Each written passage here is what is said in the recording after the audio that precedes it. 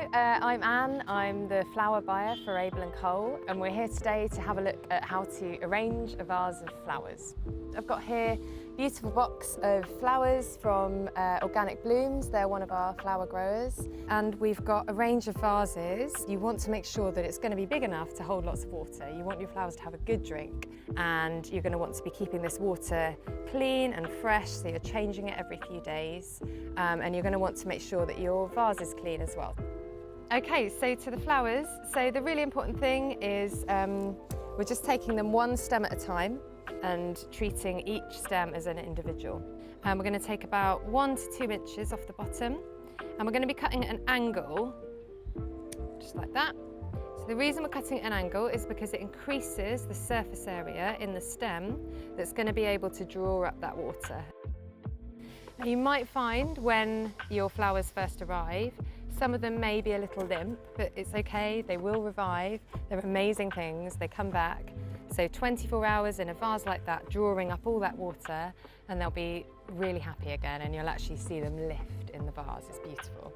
They do put stems of herbs in, so we've got some nice stems of mint here, which is just gorgeous. It just, you know, as soon as you open the box, you can just smell all of that fragrance. It's so lovely.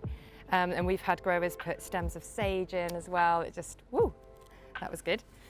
Flying off into the distance. You will, once you've got to the end of doing this, all around your kitchen there'll be little bits of stems. I've had one fly into my toaster once. It's, yeah, I don't know if there's a technique for stopping that from happening, but anyway.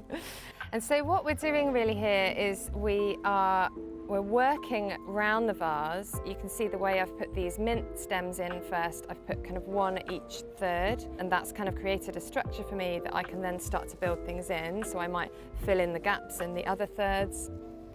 Okay, so I've got a nice little stem of Achillea here. I'm just going to remove some of these leaves. Anything like that where you see any leaves, you don't want any leaves to be below the surface of the water, because then they're going to rot. I'm going to put that one closest to the front. So now we come into the really cool bit. So we've got our lots of nice dahlias, and dahlias are a classic late summer flower. And they hold really, really well, so you should have those in your arrangements for 10 days, if not more. And one thing about what you're using to cut your flowers, you want to make sure that you've got something really sharp, a good sharp blade.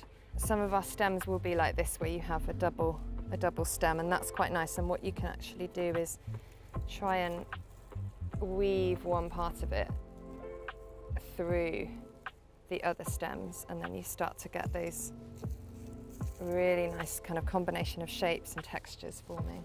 I think I want to get this one kind of right down the middle. I want a big pop in the middle, so it's going to look really super. This is for your kitchen table arrangement. You know, these are not necessarily gift flowers. This, you know, they don't come as a hand-tied bouquet. This is for you to almost feel as if you've picked them from your own garden. And there we go. I think we're about done. Oh, and a little bee's coming in to show his appreciation.